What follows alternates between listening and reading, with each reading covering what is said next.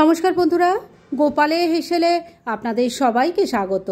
আজকে আমি পুরনো দিনের দুর্দান্ত স্বাদের একটি নিরামিষ রান্নার রেসিপি আপনাদের সাথে শেয়ার করছি। এটা গরম ভাতের সাথে খেতে অসাধারণ লাগবে, আর যাকেই খাওয়াবেন সেই কিন্তু আপনার প্রশংসা করবে। তাই চলুন আর একটু সময় নষ্ট না করে রান্নাটা করে ফেলি।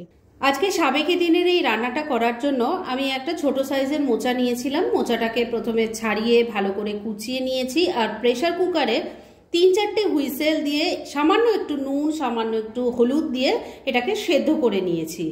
এবার এটা ঠান্ডাও হয়ে গেছে। এবার প্রথমেই করতে হবে, মোচাটাকে হাত দিয়ে খুব ভালো করে ম্যাশ করে নিতে হবে। যেহেতু এটা সেদ্ধ হয়ে গেছে তাই ম্যাশ করতে কিন্তু কোনো রকম অসুবিধা হবে না। সেদ্ধ করা মোচাটাকে হাত দিয়ে খুব ভালো করে ম্যাশ করে নিয়েছি। এবার এটাকে ঢাকা দিয়ে এক সাইডে কিছুক্ষণের জন্য রেখে দিচ্ছি, আর এই রান্নার অন্যান্য আনুষঙ্গিক কাজগুলো সেরে নিচ্ছি। এবার এই রান্নাটা করার জন্য একটা মশলা তৈরি করে নেব। সেজন্য প্লেটের মধ্যে আমি কিছু জিনিস সাজিয়ে রেখেছি। কি কি আছে সেটা বলে দিচ্ছি।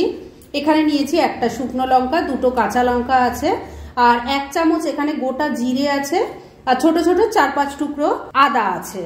এগুলো সব একসাথে মিশিয়ে আমি বেটে নেব। এটা 1 নম্বর হয়ে গেল। আর আরেকটা জিনিসও দেখিয়ে দিই, সেটা হলো এই রান্নার জন্য লাগবে একটু গোবিন্দভোগ চাল। আমি এখানে একটা ছোট সাইজের মোচার জন্য 1/2 কাপ গোবিন্দভোগ চাল নিয়েছি। চালটাকে ভালো করে ধুয়ে জল ঝরিয়ে রেখে দিয়েছি।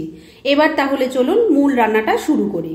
মশলাটা বেটে রেখে দিয়েছি, আর এবার ম্যাশ করা যে মোচাটা ছিল সেটা নিয়ে নিয়েছি। এর মধ্যে এবার দিয়ে দিচ্ছি অল্প নুন, অল্প একটু চিনি দিয়ে দিলাম, দিয়ে দিচ্ছি অল্প হলুদের গুঁড়ো, আর আদা জিরে লঙ্কা যেটা বেটে রেখেছিলাম সেখান থেকে 2 চামচ এর মধ্যে দিয়ে দিলাম। বাদ বাকিটা পরে কাজে লাগবে। এবার সবকিছু খুব ভালো করে মেখে নিচ্ছি।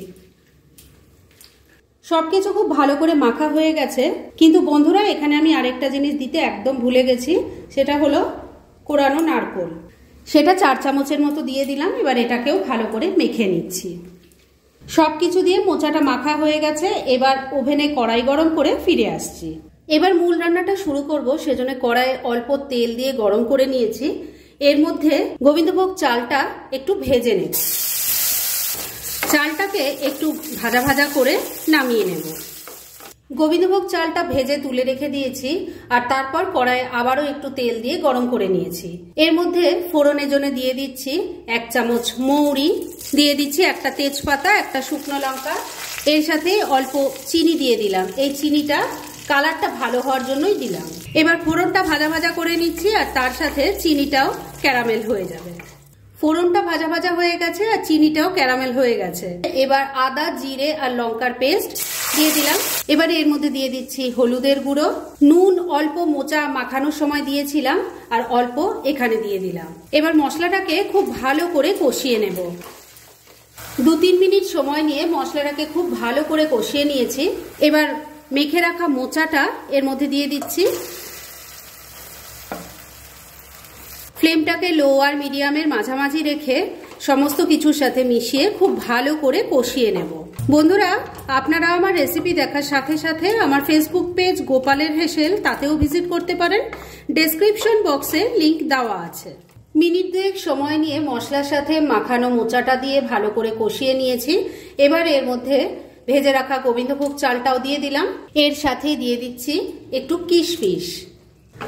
সমস্ত কিছু আবারও খুব ভালো করে মিশিয়ে কষিয়ে নেব। বন্ধুরা, এটা অনেক পুরনো দিনের একটা রান্না। এই রান্নার রেসিপিটা দেখে হয়তো আপনাদের দিদিমা ঠাকুমার কথা মনে পড়তে পারে, কেননা এটা সেই তখনকার দিনেরই রান্না। খেতে কিন্তু অসাধারণ হয়। এসব পুরনো রান্নাগুলো হারিয়ে যাচ্ছে, তাই সবার কাছে রিকোয়েস্ট করব, নতুন রান্নার ভিড়ে এসব পুরনো রান্নাগুলোকে হারিয়ে যেতে দেবেন না। খেতে কিন্তু সত্যি ভীষণ ভালো হয়। একবার ট্রাই করলেই বুঝতে পারবেন সেটা। সমস্ত কিছু খুব ভালো করে মিশিয়ে মিনিট 2 রান্নাটা করে নিয়েছি। এবার এর মধ্যে জল দিয়ে দেব। এই রান্নাটা কিন্তু মাখা মাখা হয়, তাই সেই বুঝে জল দেবেন। মশলার বাটিটার মধ্যে আমি 1 বাটি জল নিয়ে দিয়ে দিলাম। ভালো করে মিশিয়ে নিচ্ছি। সমস্ত কিছু খুব ভালো করে মিশিয়ে নিয়েছি। এবার ফ্লেমটাকে লো আর মিডিয়ামের মাঝামাঝি রেখে ঢাকা দিয়ে 4-5 মিনিট রান্না করে নিচ্ছি। মিনিট 5 রান্নাটা হয়ে গেছে, এবার ঢাকা তুললাম।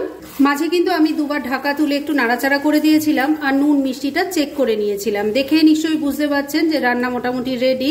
জল কিন্তু এটার মধ্যে একদমই নেই, এরকমই কিন্তু এটা মাখা মাখা হয়, আগেই বলেছি, আর তাতেই খেতে বেশি ভালো লাগে। তবে শেষ পর্যায়ে এর মধ্যে দিয়ে দেব অল্প একটু ঘি আর দিয়ে দিচ্ছি 2টো গোটা কাঁচা লঙ্কা। ভালো করে মিশিয়ে নিচ্ছি। এবার ঘি আর কাঁচা লঙ্কার ফ্লেভারটা যাতে রান্নার মধ্যে ভালো মতো মিশে যায়, সেজন্য আবারও ঢাকা দিয়ে মিনিট খানেক রান্না করে নিচ্ছি। মিনিট খানেক আবারও রান্নাটা হয়ে গেছে, এবার ঢাকা তুললাম। এবার রান্না একদম রেডি। খুব সুন্দর একটা গন্ধ আসছে বন্ধুরা। আপনারা যখন এই রেসিপিটা ট্রাই করবেন, এটা আপনারাও ফিল করতে পারবেন। পুরোনো দিনের রান্না সত্যি আজকে নতুন রান্নার সঙ্গে কিন্তু একদম পাল্লা দিয়ে চলতে পারে, এবং আমি গ্যারান্টি দিয়ে বলছি নতুন দিনের রান্নাকে হারিয়ে দেবে। একবার এসব রান্নাগুলো ট্রাই করুন, তাহলে নিজেই বুঝতে পারবেন।